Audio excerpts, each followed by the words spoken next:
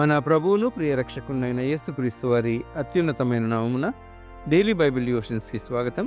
The Church of South India Diocese of Medak Holy Trinity Church Bollarampeta state సమర్పించే ఈనాటి కార్యక్రమంలో a tree planted by the streams of water, నీటి యోరన నాటబడిన చెట్టు అనే అంశంపై మన సంఘ సభ్యులు శ్రీమతి ఎస్ శ్రీలత మణికుమార్ గారు దైవ సందేశాన్ని అందిస్తూ ఉన్నారు.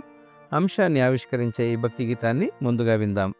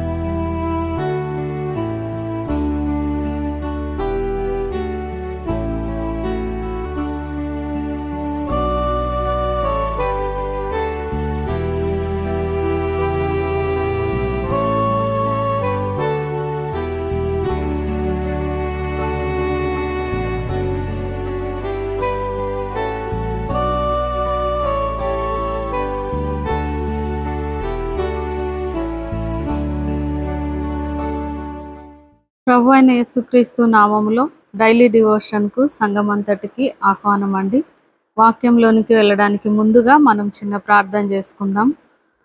ప్రేమగల తండ్రి, దయగల మా ప్రభువా, పరిశుద్ధుడా, మీ ఘనమైన నామానికి వందనాలు, కృతజ్ఞతాస్తుతి స్తోత్రములు నాయన. ఇదిగో ప్రభువా, నా తండ్రి, వాక్యం అయి ఉన్నటువంటి మీ వద్దకు మేము వచ్చి ఉంటుండగా మాతో మాట్లాడండి ప్రభువా, మమ్మను బలపరచండి. నీ కొరకు ప్రభా మరి పచ్చని చెట్ల వలె ఈ లోకంలో ప్రభా జీవించినట్లు నీ కృపను మాకు అనుగ్రహించమని మా ప్రభువును రక్షకుడు నాయన యేసుక్రీస్తు నామంలో ప్రార్థించి స్తుతించి అడిగి వేడుకుంటున్నాను తండ్రి. ఆమేన్. కీర్తన 1వ అధ్యాయము 3వ వచనమండి. చదువుకుందాము. 2 నుంచి చదువుకుందాం. యెహోవా ధర్మశాస్త్రమునందు ఆనందించుచు దివారాత్రము దానిని ధ్యానించువాడు ధన్యుడు. అతడు నీటి కాలువల యోరన నాటబడినదై ఆకు వాడక తన కాలమందు ఫలమిచ్చు చెట్టు వలె నుండును. అతడు చేయునదంతయు సఫలమగును. మరి ఇక్కడ యెహోవా ధర్మశాస్త్రమునందు ఆనందించుచు దివారాత్రులు దాన్ని ధ్యానించేటువంటి వ్యక్తి యొక్క జీవితం ఎలా ఉంటుందో పరిశుద్ధాత్ముడు దావీదు ద్వారా రాయిస్తూ వచ్చినాడు. అతని జీవితం ఎలా ఉంటుంది అని అంటే, నీటి కాలువ యొద్ద కాలువల యోరన నాటబడినటువంటి చెట్టులాగా ఉంటుంది అని చెప్పి చెప్తా ఉన్నాడు. చెట్టు మరి ఆత్మీయ జీవితం యొక్క ఎదుగుదలకు సూచనగా ఉంది. మరి ఒక విత్తనమును మనము పొలంలో విత్తినప్పుడు కానీ మన పెరట్లో వేసినప్పుడు కానీ అది మొక్కగా ఎదిగి మరి చెట్టుగా మారి తర్వాత వృక్షముగా మారుతూ ఉంటుంది. అయితే దాని యొక్క ఫలాలను బట్టి అందరూ తిని ఆనందిస్తూ ఉంటారు. ఒక వృక్షము ఇంటి వారికి మాత్రమే సరిపడినటువంటి ఫలాలను ఫలించదు. అనేకులు ఆ యొక్క ఫలాలను భుజించినట్లు అనేకులకు ఉపయోగపడే రీతిగా వృక్షం అనేటువంటిది ఉంటుంది. మన యొక్క ఆత్మీయ జీవితము కూడా అనేకులకు మేలుకరంగా ఉండాలి అని చెప్పి ఈ యొక్క లేఖన భాగములు సెలవిస్తా ఉన్నాయి. ఆకు వాడక తన కాలమందు ఫలం ఇచ్చేటువంటి చెట్టు వలె మనం ఉండాలంట. మరి నీటి కాలువల యోరన నాటబడినటువంటి చెట్టు ఏ కాలంలో కూడా వాడిపోయినటువంటి అనుభవము మనము చూడం. అది పచ్చగా ఉంటుంది. కాయలు కాయకపోయినా కూడా, ఫలాలను ఇయ్యకపోయినా కూడా ఆ చెట్టు పచ్చగా ఉంటుంది. మన యొక్క జీవితంలో ఏ పరిస్థితులు వచ్చినా, కష్టాలు కానీ, బాధలు కానీ, ఇరుకులు, శ్రమలు, ఆర్థిక ఇబ్బందులు, వీటన్నింటిలో కూడా మనము ఎలా ఉండాలి అని అంటే కృంగిపోయేటువంటి వారంగా ఉండకూడదు. మరి ఎండిపోయినటువంటి వారముగా, జీవము లేనటువంటి వారముగా మనము ఉండకూడదు అని ఈ యొక్క లేఖన భాగములు మనకు సెలవిస్తూ ఉన్నాయి. మనం పచ్చగా ఉండాలి, ఫలాలనిచ్చేటువంటి చెట్టులాగా మనము ఉండాలి. అయితే పరిశుద్ధ గ్రంథంలో కొన్ని చెట్లు ఉన్నాయి. అవి వాటి కాలమున ఫలాలనిస్తా వచ్చినాయి. ఎందుకు అలా ఫలాలను ఇయ్యగలుగుతూ వచ్చినవి అని అంటే, నీరైనటువంటి నీటికి సమీపముగా ఉన్నాయి. దేవుని వాక్యము నీటితో పోల్చబడతా ఉంది. నీరు పరిశుద్ధాత్మకు కూడా గుర్తుగా ఉంది. అయితే ఈ నీటిని మనము, ఈ వాక్యమును ఎప్పుడైతే మన జీవితంలో కలిగి ఉంటామో, మన యొక్క పరిస్థితుల్లో వాక్యం మనల్ని ఆదరిస్తుంది, మనల్ని బలపరుస్తుంది, ధైర్యపరుస్తుంది, మనకు నిరీక్షణను కలుగజేస్తుంది. అంతేకాకుండా ఈ యొక్క నీరు పరిశుద్ధాత్మకు కూడా సాదృశ్యంగా ఉంది అని మనం చెప్పుకుంటా ఉన్నాం. అయితే పరిశుద్ధాత్మకు ఏ విధంగా సాదృశ్యంగా ఉంది? వాక్యమైనటువంటి ఈ నీరు, ఈ పరిశుద్ధాత్మ నీతో నాతో అనుదినము మాట్లాడుతూ ఉంటే, నిన్ను నన్ను అనుదినము బలపరుస్తూ యాత్రా జీవితంలో ముందుకు నడిపిస్తూ ఉంటుంది. మరి మనము కృంగిపోయినప్పుడు, మనం బలహీనంగా ఉన్నప్పుడు ఈ వాక్యము మనకు బలాన్ని ఇస్తుంది. చూడండి, ఒక మాట యెషయా 61:3లో మనం చూసుకున్నట్లయితే అక్కడ ఒక మంచి మాట ఉంటుంది. ఏమని ఉంటుంది అనంటే, సియోనులో దుఃఖించు వారికి ఉల్లాస వస్త్రములు ధరింపజేయుటకును, బూడిదకు ప్రతిగా పూదండను, దుఃఖమునకు ప్రతిగా ఆనంద తైలమును, భారభరితమైన ఆత్మకు ప్రతిగా స్తుతి వస్త్రమును వారికిచ్చుటకు ఆయన నన్ను పంపియున్నాడు. యెహోవా తన్ను మహిమపరచుకొనున్నట్లు నీతి అను మస్తకి వృక్షములనియు, యెహోవా నాటిన చెట్లనియు వారికి పేర్లు పెట్టబడును. మనకు ఏం పేర్లు పెట్టబడ్డాయి? యెహోవా నాటబడినటువంటి చెట్లు. ఈ లోకంలో యెహోవా నాటబడినటువంటి చెట్ల వలె, నీతి అను మస్తకి వృక్షముల వలె మనం ఉండాలి. మరి ఎన్నో పరిస్థితులు మన జీవితంలో వస్తాయి కదా. అయితే ఆ పరిస్థితులన్నింటిలో కూడా నీవు నేను దేవుడు నాటినటువంటి చెట్ల వలె ఉంటే మన యొక్క దుఃఖానికి ప్రతిగా ఆయన ఏమిస్తాడంట? ఆనంద తైలమునిస్తాడంట. భారభరితమైనటువంటి ఆత్మకు ప్రతిగా మనకు స్తుతి వస్త్రమును ఇస్తాడంట. చూడండి, దేవుని వాక్యములో ఆనందించుట ద్వారా మనకు కలిగేటువంటి మేలు ఏంటి అని అంటే ఎంతో స్పష్టంగా యెషయా ప్రవక్త మరి పరిశుద్ధాత్మ ద్వారా ఇక్కడ రాయిస్తూ వచ్చినాడు. లోకంలో ఎంతో మందికి ఇటువంటి ఆధిక్యత లేదండి. ఎంతో మంది వారి కష్టాల్లో, బాధల్లో ఎవరిని ఆశ్రయించాలో తెలియనటువంటి స్థితిలో ఉన్నారు. మనకైతే మన దేవుడు మనకు సమీపముగా ఉన్నాడు. మన దేవుడు మనల్ని ఎండిపోనివ్వడు, వాడిపోనివ్వడు. అటువంటి పరిస్థితిలోనికి మనం వెళ్ళడము ఆయనకు ఎంత మాత్రము కూడా ఇష్టం లేదు. ఇంకొక మాట ఉంటది, ఇర్మియా గ్రంథము 17వ అధ్యాయము 8వ వచనంలో మనం చూసుకున్నట్లయితే చూద్దాము. ఇర్మియా గ్రంథము 17వ అధ్యాయము 8వ వచనంలో చూడండి, వాడు జలముల యొద్ద నాటబడిన చెట్టు వలె నుండును, అది కాలువల యోరన దాన్ని వేళ్ళు తన్నును, వెట్ట కలిగినను దానికి భయపడదు, దాని ఆకు పచ్చగా ఉండును, వర్షము లేని సంవత్సరమున చింత నొందదు, కాపు మానదు. ఇక్కడ చూడండి, జలముల యొద్ద నాటబడినటువంటి చెట్టు యొక్క మరి స్థితి ఎలా ఉంటుంది అని అంటే, కాలువల ఓరన దాని వేళ్ళు తన్నును అంట. దేనిదంతా ఉన్నాయి వేళ్ళు? మట్టిని తన్నుకొని భూమి లోపలికి వెళ్తా ఉన్నాయి. మట్టి లోక సంబంధమైనటువంటి వాటిని చూపిస్తా ఉంది. లోకంలో కలిగేటువంటి పరిస్థితులను, లోకము మరి వెనుకకు లాగేటువంటి పరిస్థితిని చూపిస్తా ఉంది. ఒక విశ్వాసి ఈ లోకంలో ఎలా ఉండాలి అంటే, లోకమును దాని ఇచ్చనలను తన్నుకొని ఆత్మీయంగా ఉన్నతమైనటువంటి స్థితికి ఎదగాలి. వృక్షం ఎంత ఉన్నతంగా ఎదుగుతుందండి? చాలా ఉన్నతంగా అది పైకి ఎదుగుతుంది కదా.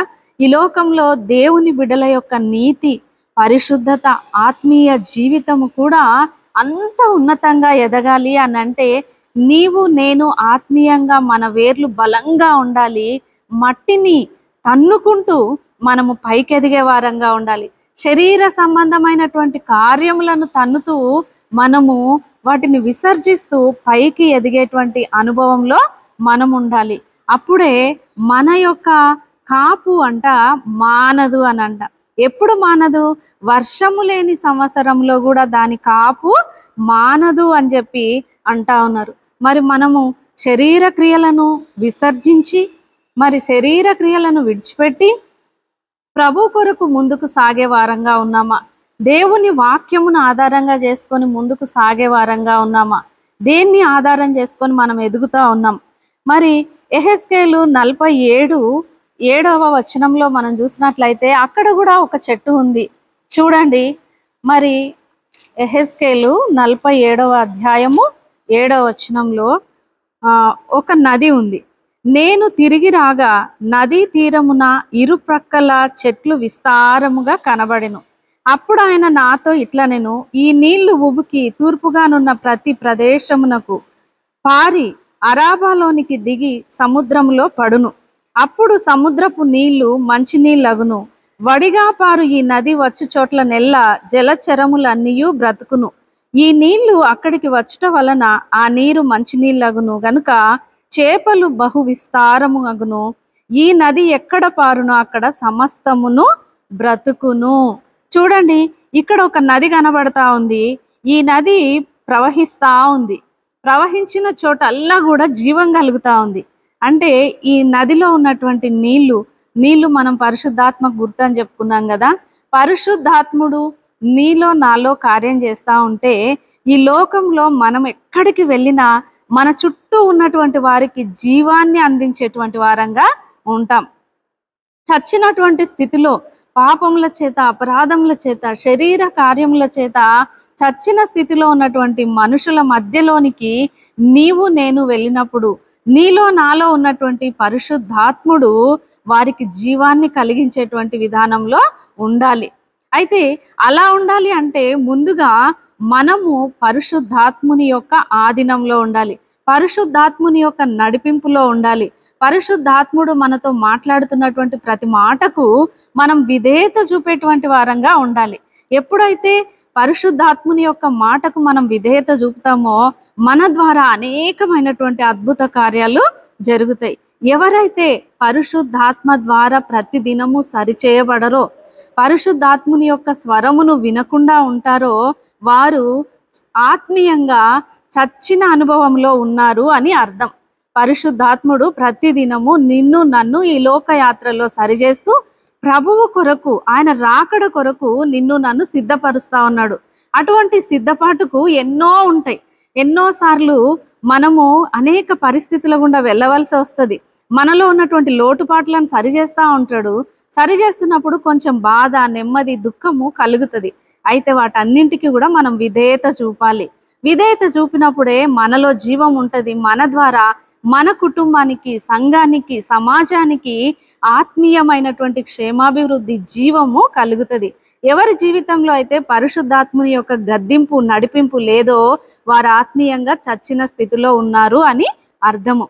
అయితే అటువంటి దౌర్భాగ్య స్థితి నుండి మనల్ని దేవుడు విడిపించి తన ఆత్మ చేత ప్రతి దినము నడిపించి ప్రభు యేసు రమ్ము అనేటువంటి సంఘముగా మనల్ని అందరినీ సిద్ధపరచినట్లు ఆయన కృప మనందరికీ దయచేయునుగాక. ఆమేన్.